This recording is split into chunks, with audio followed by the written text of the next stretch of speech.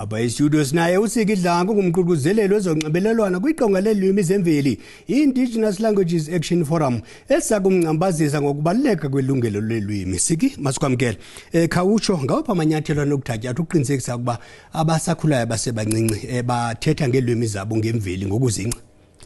Ndiyabulela ngokuba lapha namhlanje njengoba uPresident uMongameli Cyril Ramaphosa selethethile waxolisa ngabantwana abancinci iCDC watsho uba urhulumente akhange ayilungiselele indaba yabo for 30 years.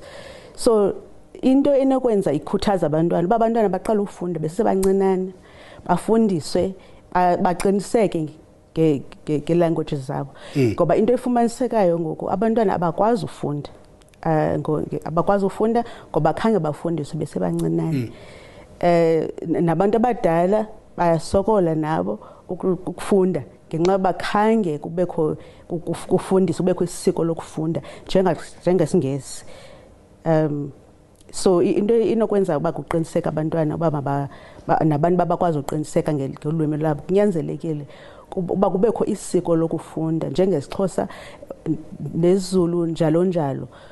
Isingesi ufumanisa uba incwadi ezininzi nasesikolweni nabantwana bafunda ne-textbooks zesingesi yonke into umuntu ufana ayiguqule. So loo nto leyo yenza nababhali ababhala ngolwimi bangakwazi ukuthetha ukuthengisa nencwadi zabo ngoba abanabafundi bayakhalaza nabo bathi noba babhalile incwadi zabo azifundwa ngoba abantu abafundi abantu abathetha ulwimi kodwa abathetha isingesi bayasifunda and loo nto yenzelwa ngenxa yokuba akufundiswa. So xa ungafundiswa usebancinane uqheliswe ukufunda izawuphinde loo nto leyo kungabikho neencwadi ezifundwayo ngoba abantu abaqhelanga.